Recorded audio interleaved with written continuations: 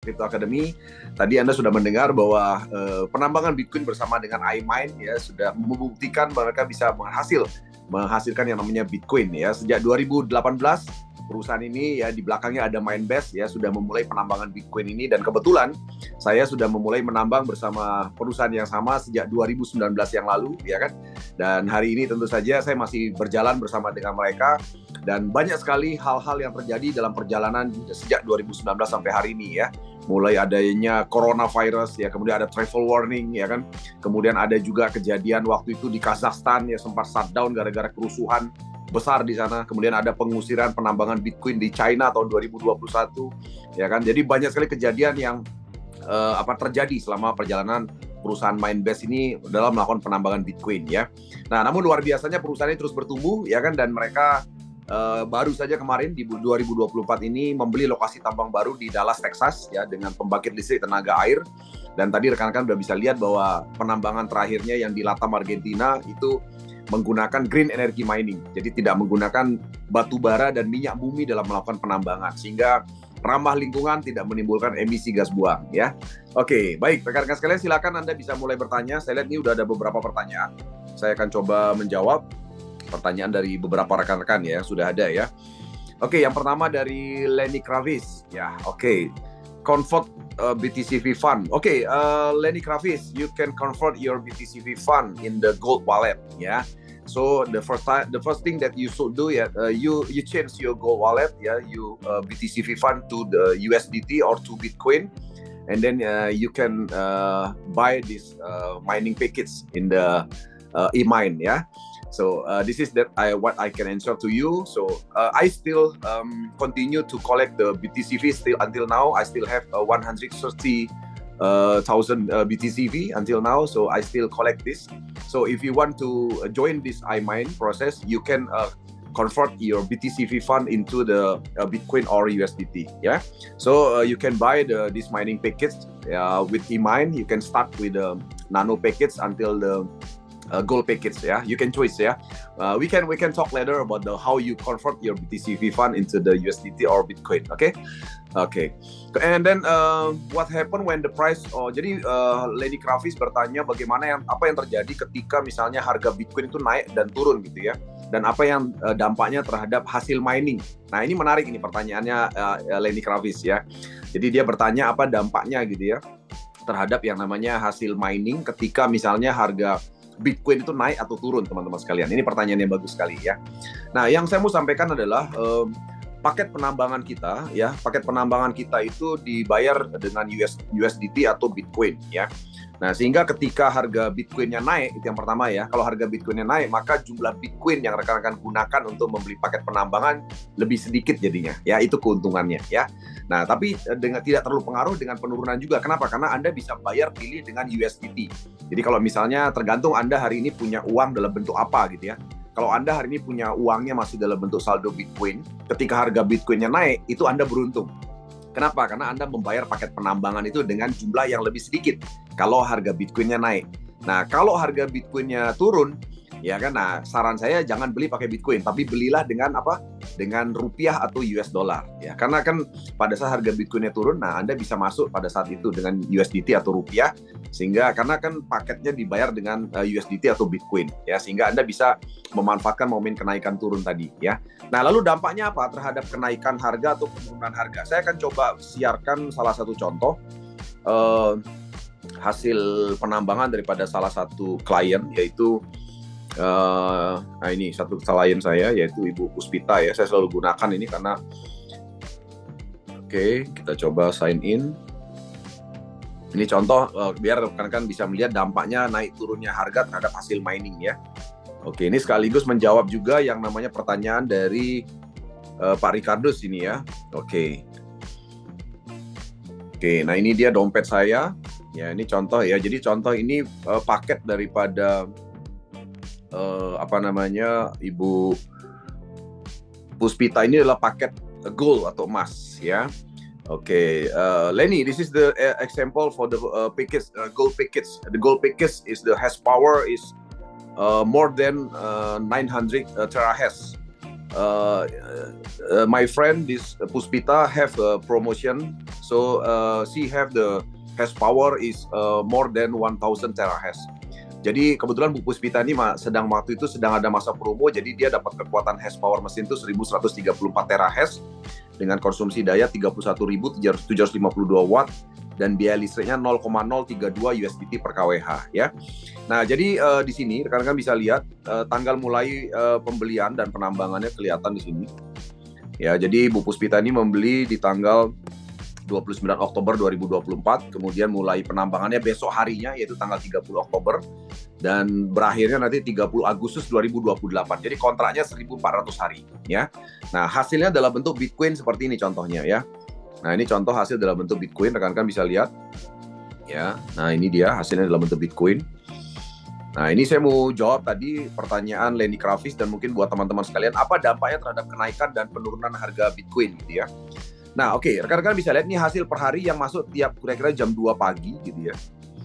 Nah, ini rekan-rekan bisa lihat dari bawah ke atas lah, dari bawah ke atas kalau rekan-rekan perhatikan. Nah, contoh dari bawah ke atas itu kelihatan di sini yang sebelah kanan itu adalah value USDT-nya. Nah, kalau rekan-rekan lihat itu jumlah Bitcoin yang diterima setiap hari itu tidak fix. Ya, jadi artinya berbeda-beda, tergantung harga dan tingkat kesulitan penambangan. Ya, jadi rekan-rekan harus berhati-hati kalau rekan-rekan misalnya di luar sana itu kan banyak Bitcoin mining yang scammer ya, yang money game gitu ya. Nah, hati-hati kalau Anda menerima hasil mining itu yang fix hasilnya, itu justru berbahaya. Ya, karena tidak ada hasil investasi di muka bumi ini yang pasti. Ya, dan termasuk juga dengan hasil mining Bitcoin itu nggak pasti. Jadi tidak bisa memastikan dapat sekian, itu nggak bisa. Setiap hari bisa beda-beda, tergantung harga Bitcoin. Nah, ini contoh rekan-rekan bisa lihat, yang sebelah kiri itu hasil dalam bentuk Bitcoin tiap hari yang diterima oleh Bu Puspita. Coba bisa lihat di belakangnya, itu kan ada 45171, ada 44916, ada 47243, ada 47719, dan seterusnya. Nah, kalau dia lebih banyak hasil Bitcoinnya itu pasti karena harga Bitcoinnya naik. Ya, kalau lebih banyak. Ya, kalau dia lebih sedikit itu pasti karena harga Bitcoinnya turun, teman-teman sekalian. Ya, oke. Jadi Lenny, you can see this is the example of the result of my friend Puspita. You see the result of the Bitcoin mining every day. You see that the value, not the value, the quantity of the Bitcoin she accept every day is different. Different is depend on the price of the Bitcoin. If the Bitcoin price is go up, the amount of the Bitcoin you accept is more bigger than before. Yeah, so not just the value bigger, but the amount of the Bitcoin also bigger, also much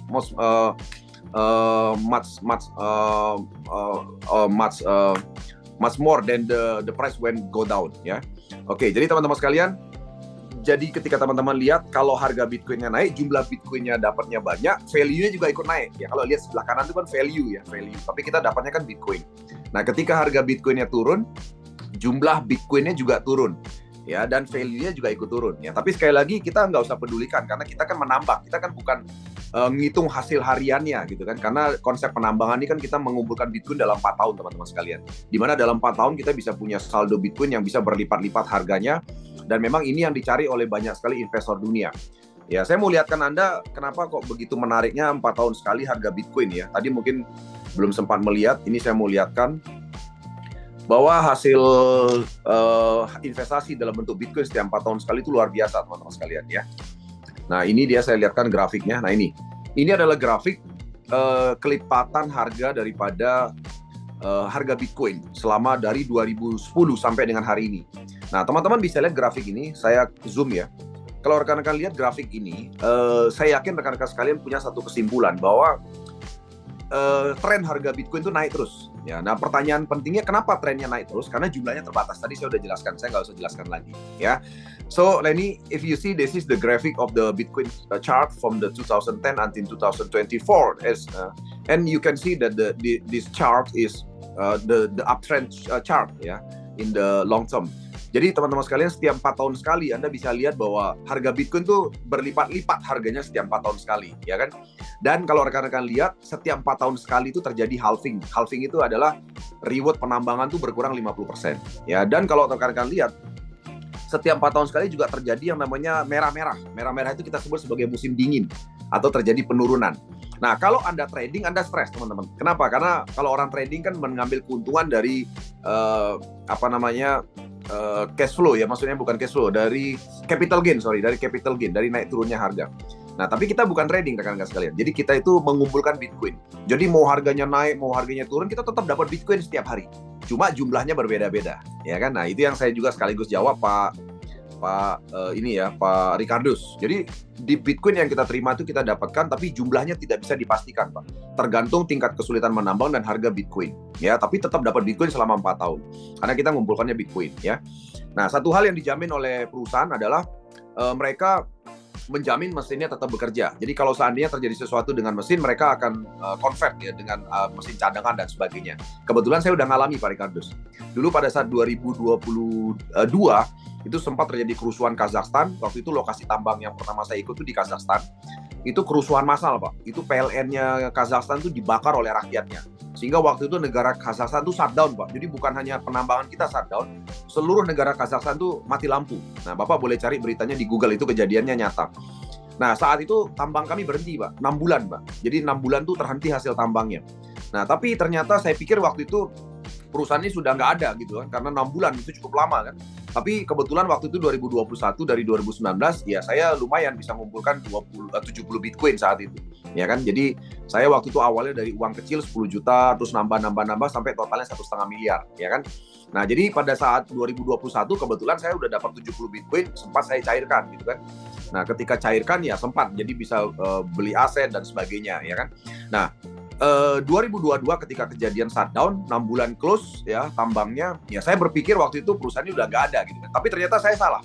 2022 akhir mereka hubungi dan akhirnya mereka memulai penambangan baru di lokasi baru. Ya, dan akhirnya penambangan saya yang tadinya terhenti dimulai lagi, Pak Ricardus, ya. Jadi bahkan diperpanjang 2 kali lipat. Jadi tadinya kehilangan 6 bulan, akhirnya dapatnya jadi 1 tahun, jadi 12 bulan. Diperpanjang 2 kali lipat. Nah, itu yang terjadi yang saya alami, Pak Ricardus. Jadi artinya mereka komitmen untuk menyelesaikan sesuai dengan kontrak atau jangka waktu pada saat kita kesepakatan di awal, ya. Nah, jadi kalau kita lihat rekan-rekan sekalian, secara jangka panjang harga Bitcoin itu luar biasa. Di periode pertama itu meningkat 45 kali lipat. Ya kan, periode kedua di tahun 2012-2016 itu meningkat 71 kali lipat. Periode ketiga 2016 ke 2020 itu 29 kali lipat. 2020 ke 2024 itu 2,4 kali lipat, ya kan? Nah, ini kita belum selesai nih sebenarnya, sampai akhir tahun nanti harganya berapa gitu kan. Ini kan dibuat sampai dengan 20 April 2024 grafik ini. Ya, jadi artinya rekan-rekan sekalian bisa lihat bahwa ada masa-masa di mana dia merah, tapi merahnya itu turunnya nggak pernah lebih rendah daripada periode 4 tahun sebelumnya. Ya, itu caranya melihat grafik Bitcoin. Jadi kita tenang aja, kita nambangnya terus selama 4 tahun. Karena kalau Anda misalnya menambang untuk tujuan hasil harian atau hasil bulanan, ya, itu mungkin kurang tepat. Ya, jadi mungkin lakukan dengan trading saja. Tapi kalau menambang ini tujuannya melipat gandakan aset kekayaan kita dalam 4 tahun sekali, ya. Nah, itu yang saya bisa sampaikan, ya. Oke, so Lenny, you can see that when the price is up, the Bitcoin amount you get is more than before, and when the Bitcoin price is down, so you get the amount of Bitcoin is lebih rendah ya, more lower ya. Oke. Nah, jadi betul Pak Matius, sewanya bayar 1 kali saja Pak Matius, hanya 1 kali untuk selama 4 tahun Pak, ya. Nah, betul ini katanya Pak Matius ya. Jadi grafik merahnya per 4 tahun sekali. Ini saya mau lihatin dalam bentuk tabel Pak Matius. Ya, boleh lihat nih tabel ya Pak Matius ya. Di tabel ini Pak Matius bisa lihat secara lebih jelas bahwa 4 tahun sekali ada merah-merahnya dalam perjalanan Bitcoin. Jadi maksudnya merah itu harga awal tahun dibandingkan dengan harga akhir tahun, itu pernah terjadi merah. Dan itu terjadi 4 tahun sekali, Pak. Bapak boleh lihat. Itu di 2014, ya. Ini perhatikan ya, 2014 itu minus 58%, 2018 minus 73%, 2022 minus 65%. Nah, kalau kita lihat dari grafik ini rekan-rekan sekalian, kapan akan terjadi merah lagi? Gampang ditebak kan? Yaitu kapan? 2026 itu merah lagi. Jadi maksudnya merah itu harga awal tahun dibandingkan akhir tahun itu pasti merah nanti itu di 2026. Ya, itu. Nah, tapi artinya kalau Anda berinvestasi Bitcoin jangka pendek di tahun itu, di tahun dia warna merah, ya Anda rugi. Ya kan, artinya kalau Anda jual Bitcoin Anda beli di awal tahun, akhir tahunnya jual, ya Anda rugi gitu kan. Tapi kalau Anda simpan sampai 2-3 tahun, Anda akan rugi. Nah, kalau dari table ini kita bisa lihat. Itulah sebabnya mengapa kami mengajak Anda menambang itu 4 tahun. Ya karena histori Bitcoin itu seperti itu. Ya bisa ditebak. Jadi musim dinginnya bisa ditebak, musim seminya juga bisa ditebak ya. Karena kenapa dia mengalami merah ini? Merah ini biasanya terjadi 2 tahun setelah halving.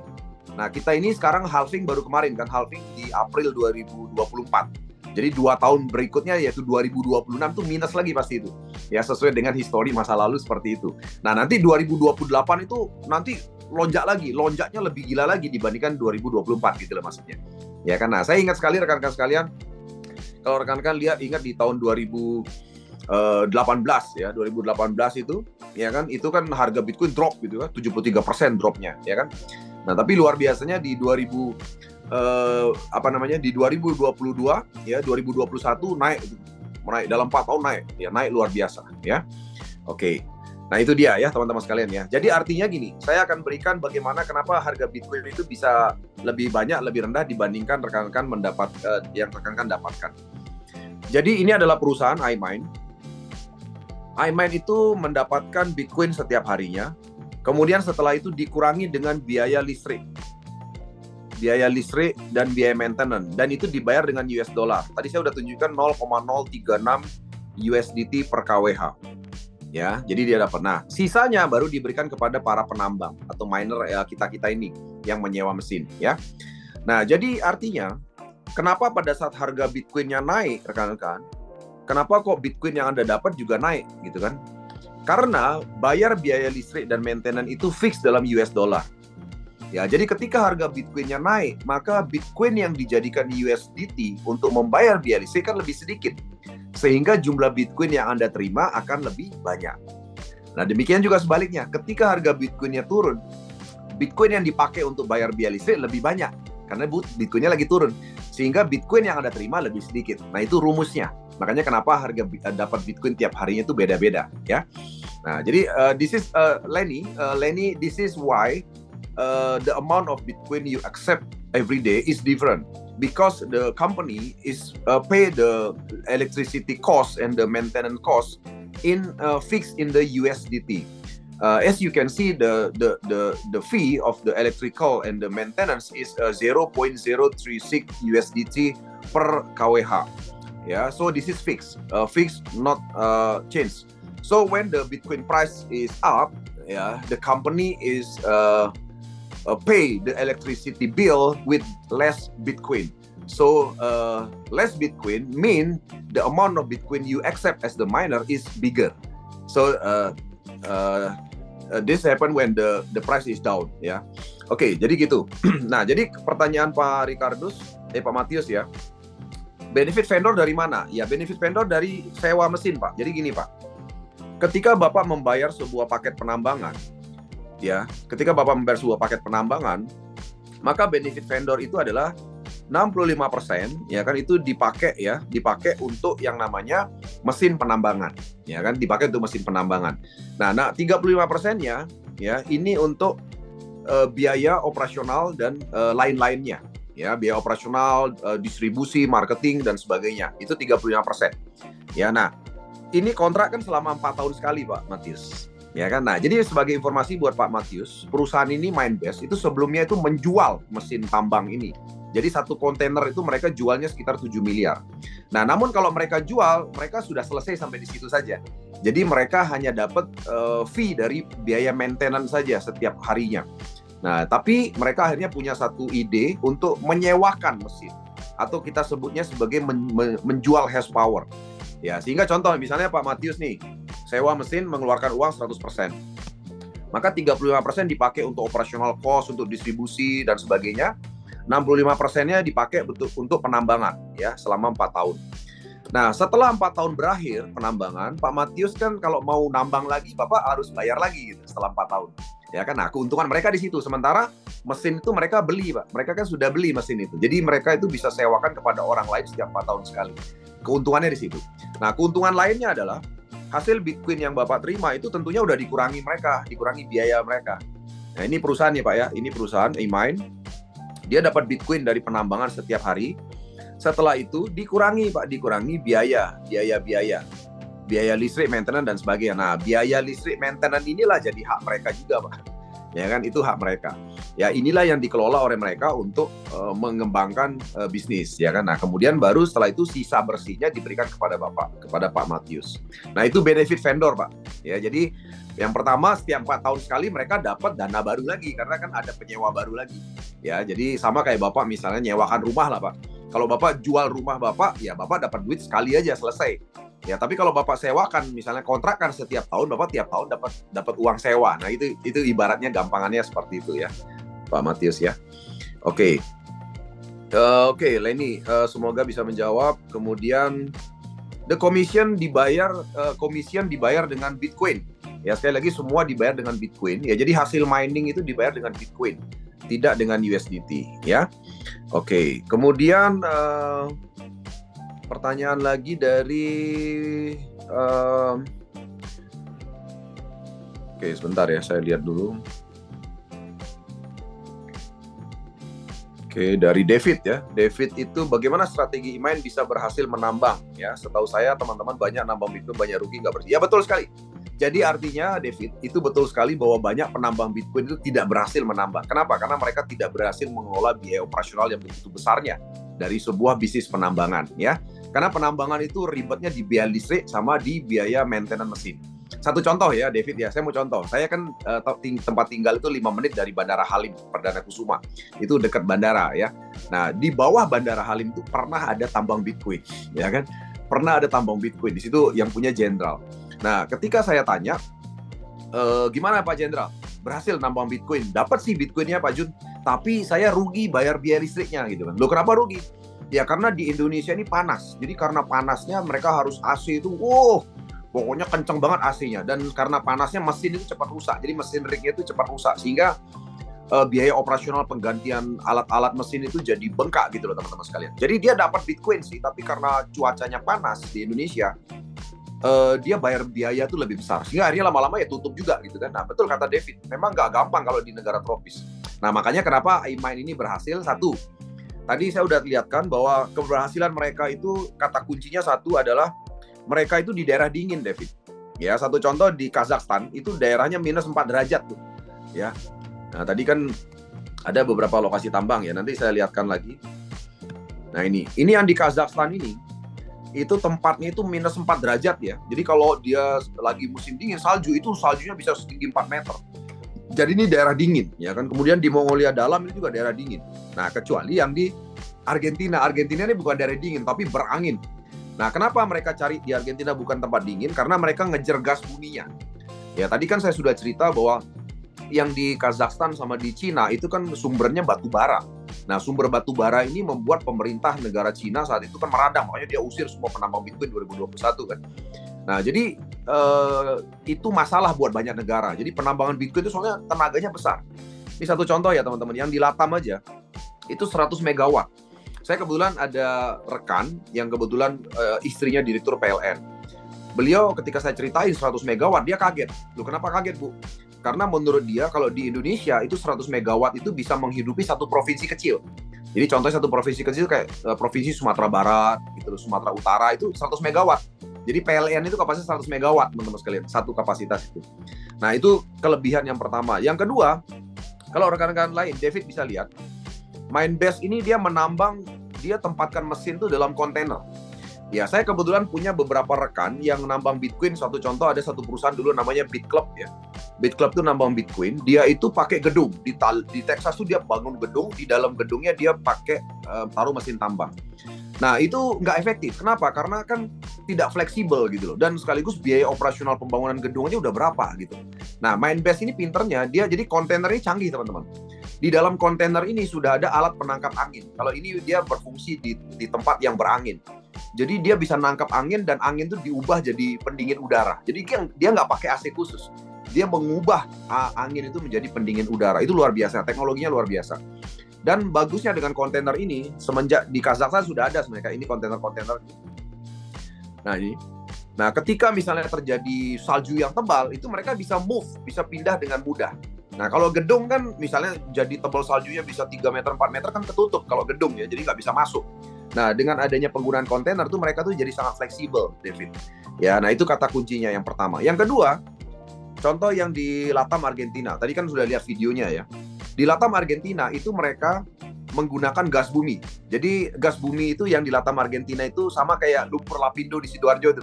Nah di Sidoarjo lumpur lapindo itu kan pakai keluar sama lumpurnya gasnya, jadi lumpurnya juga keluar. Nah kalau di Argentina ini nggak keluar lumpur, dia keluarnya cuma gas doang gitu kan. Nah sebenarnya gas ini oleh pemerintah Argentina itu dibuang, jadi sudah nggak dipeduliin karena ini tengah gurun ini. Ya kalau teman-teman lihat video kita itu teman-teman pada saat kunjungan ke sana itu kan pakai pesawat baling-baling yang kecil itu loh. Karena tempat ini jauh dari mana-mana, bisa lihat tuh jauh dari pemukiman karena memang penambangan Bitcoin itu harus jauh dari mana-mana karena ribut sekali kan, suaranya itu kayak ada jutaan tawon yang bekerja gitu kan. Jadi nggak mungkin di dekat-dekat pemukiman penambangan Bitcoin. Nah, jadi ini gas buminya keluar terus. Nah, ini sebenarnya dibuang oleh pemerintah Argentina. Nah, kemudian Mindbase akhirnya mengajak mereka bekerja sama untuk memanfaatkan energi gas bumi ini menjadi daya listrik. Nah, ini alatnya. Jadi dia murah sekali, David. Ya, makanya kenapa kok pembebanan biaya listrik ke kita itu ringan, yaitu 0,036 USDT per kWh. Nah, kebetulan saya sudah pernah menanyakan beberapa jenis perusahaan penambang lain itu sekitar 0,05 USDT per kWh ke atas. Nah, sementara kalau E-Mine ini itu cuma 0,036 USDT per kWh, jadi dia murah gitu. Sangat murah. Jadi bisa untuk biaya itu jadi lebih efisien. Nah, itu dua pertimbangan. Nah, termasuk ini kemarin di Dallas, Texas ini baru saja. Ini baru saja mereka beli satu lokasi baru di Dallas, Texas. Perusahaannya baru bangkrut. Ya, mereka beli 400 miliar. Nah, ini CEO-nya, CEO E-Mine, Eyal Alfamovic. Kemudian, Eyal Alfamovic, CEO Mindbase, yang merupakan provider penambangan. Di belakangnya CEO E-Mine yang pakai kacamata. Terus ini Mr. Hanil Pak, Korea Selatan. Nah, ini mereka udah sering datang ke Jakarta dan ke Bali. Jadi besok, di bulan Januari ada event internasional di BNDCC Nusa Dua. Jadi saran saya rekan-rekan yang mungkin ada dekat-dekat segera miliki tiketnya. Itu tiketnya 350.000 sampai akhir Desember. Di Januari harga tiketnya 500.000. Ya nanti ada bisa bertemu dengan orang-orang dari 20 negara. Ada event internasional di sana ya. Nah jadi mereka saya kebetulan udah kenal udah lama ya. Pak rekan-rekan sekalian udah 2019 saya udah kenal mereka udah lama. Jadi bukan orang asing. Sehingga kita sudah sangat dekat hubungannya. Ya saya juga sering pernah ke rumahnya Mr. Hanil Pak ya di Korea Selatan dan beliau adalah salah satu konglomerat di Korea ya. Oke. Pak Matius, sewanya 4 tahun, ROI-nya kisaran berapa lama estimasi harga 1M? Oke. Saya akan coba berikan contoh perhitungan buat Pak Matius ya. Kira-kira berapa ROI-nya kalau misalnya 4 tahun gitu ya. Nih contoh ya, saya contohin aja. Oke, sekarang kita lihat ini, sekarang kita kebetulan lagi masa promo Pak Matius. Ada promo ya, promonya tambahannya 42%. Nah, saya contohkan misalnya Pak Matius mengambil paket gold ya misalnya. Ya, ini contoh, paket gold yang 194,25 juta ya. Nah, normalnya itu kan power mesinnya 543 terahash. Tapi dalam masa promo ini menjadi 764 terahash. Jadi ada tambahan 42% saat ini. Tapi ini terbatas ya Pak Matius ya, nanti bisa dicek di dashboard sisa berapa promonya ini, sisa berapa persen ya.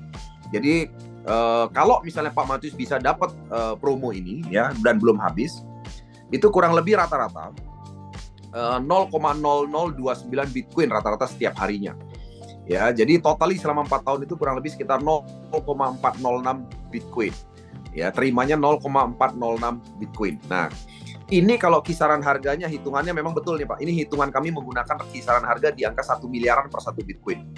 Jadi artinya tadi kan saya sudah bilang Pak Matius, bahwa hasil Bitcoin per hari yang Bapak terima itu tidak bisa dipastikan. Tergantung harga Bitcoin berapa dan tingkat kesulitan menambang bagaimana ya. Nah ini adalah asumsi kalau misalnya harga Bitcoin sampai 4 tahun ke depan tuh nggak berubah. Jadi nggak naik, nggak turun. Artinya tetap 1 miliaran. Nah ini yang Bapak dapatkan dalam 4 tahun itu 0,406 Bitcoin. Nah, beda cerita kalau misalnya harga Bitcoin-nya ternyata naik di tengah jalan. Ya beda, nanti hasil Bitcoin-nya bisa lebih banyak gitu loh dibandingkan dengan prediksi ini. Nah, demikian juga sebaliknya. Nah, tapi artinya ini adalah sebuah asumsi atau estimasi. Jadi kita memang tidak bisa memastikan, ini adalah sebuah asumsi. Tapi apapun kondisinya, kita dapat Bitcoin setiap hari. Itu kata kuncinya. Kita mengumpulkannya Bitcoin ya.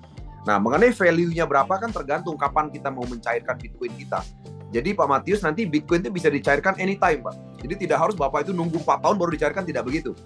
Jadi setiap hari Bapak bisa punya kewenangan penuh untuk menjadikan Bitcoin ini menjadi bentuk yang lain. Misalnya jadi rupiah, jadi US dollar atau yang lain itu boleh kapan-kapan saja. Ya, dimasukkan ke akun Indodax misalnya itu boleh kapan saja. Jadi tidak harus nunggu 4 tahun baru dicairkan, tidak harus begitu ya. Nah, kalau pertanyaan Bapak berapa lama ROI gitu ya, kisaran balik modalnya gitu ya. Nah, oke, saya akan coba kasih perhitungan 0,0029 Bitcoin ya. Jadi kalau kita bicara 0,0029 ya, ini contoh ya, kita contoh berhitung nih dengan angka seperti itu ya. Ya. 0,0029 Bitcoin ya kan, itu rata-rata kurang lebih per hari kan 0,000 ya 3 ya. 0,0029 Bitcoin. Nah, kita coba kalikan dengan misalnya harganya 1 miliar berarti kan. Nah, berarti kalau 1 miliar berarti per harinya adalah 290.000 kan begitu kan. Jadi 290.000 per hari Pak kalau Bapak mengambil mesin yang tadi Pak, yang 194 juta ya. Nah, setiap hari Bapak kurang lebih nih Pak, kalau harganya Bitcoin tetap 290.000, jadi tetap 1 miliaran maksudnya. Berarti tiap hari rata-rata Bapak terima 290.000. Nah, sekarang kita bagi aja. Kalau 1 miliar, ya kita bagi dengan 290.000. Nah, inilah waktunya, ya kan? Waktunya kurang lebih untuk yang namanya, kok 1 miliar? 194 juta maksud saya. 194 juta, modalnya ya dibagi dengan 290.000. Nah, ini dia. Ya kan, jadi kurang lebih sekitar 668. Ya, 668 hari. Ya Pak ya, balik modalnya. Kita bicara balik modalnya. Kalau misalnya harga Bitcoin-nya tetap di angka 1 miliar, ya kan. Nah, tapi sekali lagi kan tidak mungkin harga Bitcoin tetap, ya kan, tidak mungkin tetap, ya kan. Tapi kalau dalam 4 tahun kita lihat kembali. Kalau 0,462 ini contoh ya, 0,406 ya, 0,406 dalam 4 tahun, 0,406 selama 4 tahun dikalikan dengan 1 miliar. Ya kan? Nah, ini angkanya 400 juta. Ya kan? Jadi dalam 4 tahun sekitar 400 juta dari modal 194 juta. Itu kalau harganya tetap 1 miliar ya Pak ya. Nah, jadi kalau misalnya menjadi 4,5 miliar di 2028 sesuai dengan prediksi ya, 0,406 dikalikan dengan 4,5 miliar. Ini jadinya 1,8 M. Ya kan? Jadi 1,8 M dalam waktu 4 tahun. Ya, kalau harganya 4,5 miliar ya Pak ya. Nah, itu hitungan kasar hitungannya Pak ya.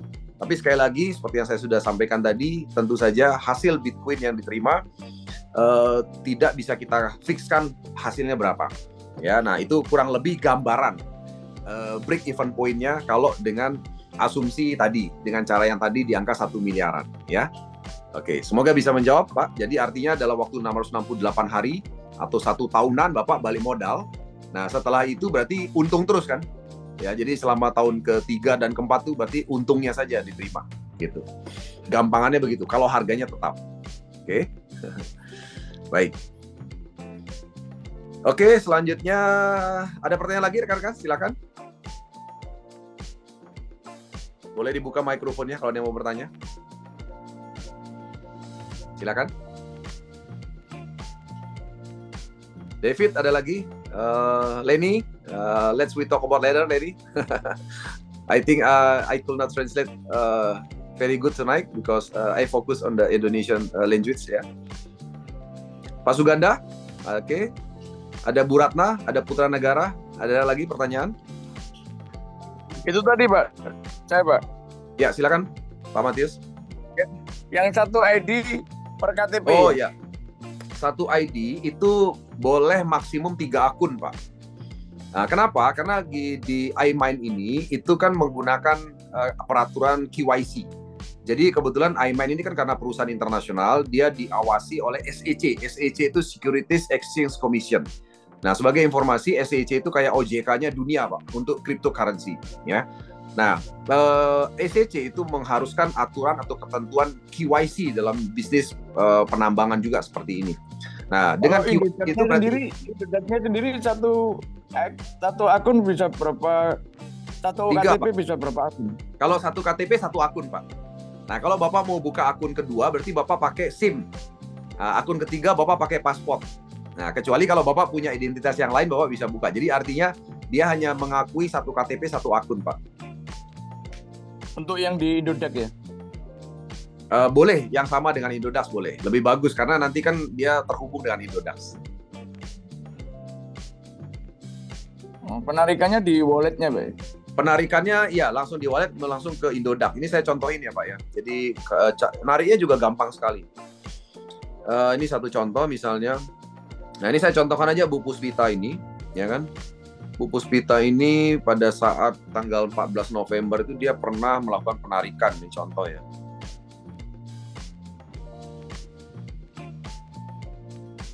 Sorry. Ini saya harus log out dulu nih kayaknya.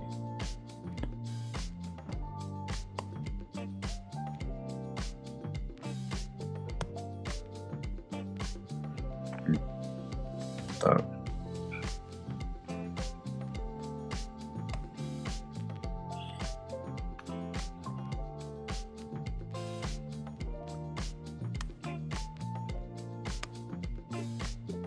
Nah, ini contoh ya. Oke. Ya, ini contoh. Nah, ini Nah, ini. Jadi contoh ini di tanggal Di tanggal 14 November itu Bu Puspita ini sempat mencoba melakukan penarikan ya senilai 0,00564770 Bitcoin atau setara dengan value 509,58 USDT ya.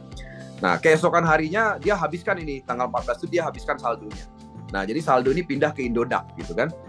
Nah, kemudian setelah di Indodax ya terserah Bu Puspita, hanya Bu Puspita yang tahu mau diapain itu, mau dijadikan rupiah, mau terserah ya, atau dia masih simpan dalam bentuk Bitcoin hanya dia yang tahu, ya kan. Nah, kemudian esok harinya Bu Puspita ini dapat lagi, ini kan hasil miningnya masuk lagi keesokan harinya, terus sesuai kontrak, ya, terus sesuai kontrak dapat. Nah, saldonya dia terakhir sekarang ini 1.642,9 USDT.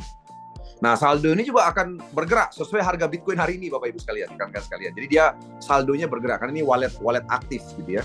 Nah, tapi saldo ini bukan dalam bentuk USDT tapi bentuknya Bitcoin, yaitu 0,01606419 Bitcoin.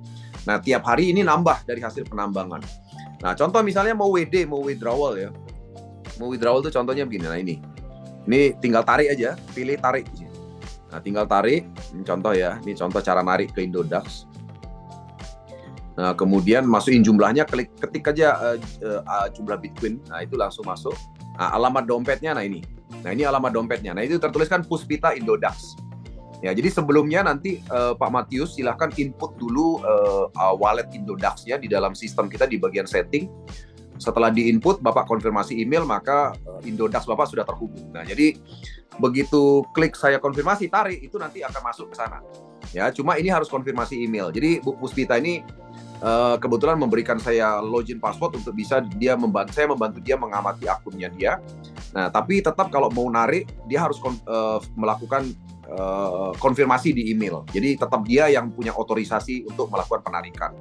Ya, saya kalau melakukan bisa, tapi nanti yang terima email Bu Puspita. Jadi Bu Puspita harus klik untuk confirm penarikan. Kalau nggak dia lakukan, penarikan tidak akan terjadi. Gitu ya. Nah, itu Pak Matius ya. Gimana Pak Matius? Ada pertanyaan lagi? Siap. KYC-nya dalam bentuk gimana, Pak? Foto aja atau video? Foto identitas bolak-balik sama video selfie, Pak. Noleh kanan kiri gitu. Video selfie ya. Batasan usia minimal? Ya, harus punya identitas. Ya, minimal 17 tahun ke atas, Pak. Oh, yang KTP ya? KTP, ya? Pak. Ya, kalau nggak punya nggak bisa. Ya, saya kebetulan juga batasan satu KTP kan 3 akun. Bukan Pak, 1 KTP 1 akun Pak.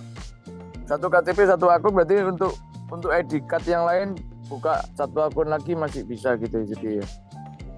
Betul Pak. Jadi Bapak bisa pakai SIM sama paspor misalnya. Itu bisa, jadi bisa 3 akun. Kecuali Bapak punya KTP yang lain lah, boleh Pak. Punya KTP yang kan ada sekarang orang itu punya beberapa KTP. Untuk rekening koran banknya 1 akun, apa rekening banknya harus beda kalau di akun yang berbeda? Kalau di sini yang dimasukkan kan address Indodax-nya Pak Matius, bukan rekening bank. Nah, oh iya. Ya rekening bank itu kan hanya di Indodax saja Pak. Iya. Nah, kalau misalnya Bapak punya Indodax, iya. Kalau untuk upgrade akun gimana Pak? Gampang Pak, kalau upgrade akun tinggal nambah aja kapan saja. Ini saya contohin ya Pak ya. Saya contohin akun rekan saya di Komisi 1. Ini contoh ya. Dia juga serahkan akunnya ke saya, jadi saya bisa lihat-lihat buat contoh gitu. Ini contoh nih. Contoh upgrade tiga ini. Ya. Nah ini contoh. Jadi upgrade tuh bisa nambah kapan saja dan berapa saja. Jadi nanti masa jatuh temponya jadi beda-beda gitu. Maksudnya jatuh tempo selesai penambangannya itu beda-beda waktu gitu ya. Oke, nah ini saya contohin di My Package. Nah ini, oke ini Bapak boleh lihat Pak di sini Pak. Ya ini ya. Nah ini akun teman saya juga yang dia punya 4 Pak. Ya dia punya 4 paket standar. Jadi 4 paket standar itu yang sekitar tadi 64 juta sekian ya. Nah ini contoh. Jadi pertama dia beli 2 dulu Pak di tanggal 11 Agustus 2024. Kemudian akun ketiga di atasnya itu dia beli di tanggal 21 Oktober 2024. Akun keempat dia beli tanggal 16 November 2024. Ya. Nah ini hasil berhentinya beda-beda Pak. Jadi akunnya itu berhenti beda-beda. Jadi ada yang berakhir tanggal 25 November 2027, ada yang berakhir 22 Agustus 2028, ada yang berakhir 17 September 2028 Pak. Ya, jadi artinya beda-beda berhentinya. Nah, tiap hari dapatnya juga kelihatan kayak gini, Pak. Ini kalau kita lihat di My Wallet ya. Nah, ini dia saldonya $2.748. Nah, ini contoh, Pak ya. Jadi dapatnya itu kayak gini. Ini tiap hari. Nah, kayak kita klik di sini. Nah, ini contoh, Pak. Nah, jadi di tiap harinya itu dia kelihatan dapat 5 itu, Pak. Kenapa 5? Karena dia waktu itu ada dapat bonus. Jadi dia belinya 4, dapatnya 5 gitu. Dapat 5 mesin gitu loh. Jadi mesin itu beda-beda. Ada yang silver 292 terahertz. Ya, ada 168 terahertz. Ya, ada 54 terahertz. Ya, ada 350 terahertz, ada 168 terahertz, nah gitu. Ya gitu. Oke, beli bisa dimatikan dulu beli kategorinya tadi 4 akun atau upgrade naik peringkat, Pak? Itu 1 akun, Pak. 1 akun itu Ya, ya? ini 1 akun saja. Jadi kalau beliau kan nggak mau pusing ngurusin banyak akun. Jadi beliau 5 mesin itu dibuat 1 akun. Gitu loh, Pak. Nah, itu tiap hari. Gitu. Berarti bisa nambah saldo ini ya? Oh, bisa, Pak, bisa. Sesuai dengan kelas sewanya itu. Oh, bisa, Pak. Bebas, Pak. Dalam 1 akun bisa bebas, Pak. Saya punya teman ada yang 5M lagi, Pak, di 1 akun. Di 1 akun 5M ada. Jadi bebas, unlimited. Jadi dalam 1 akun tuh misalkan kita bisa nambah saldo untuk yang sesuai dengan paketnya yang tadi itu. Ya, betul, Pak. Betul. Mau nambah berapa aja bisa. Nah, silahkan. Nah.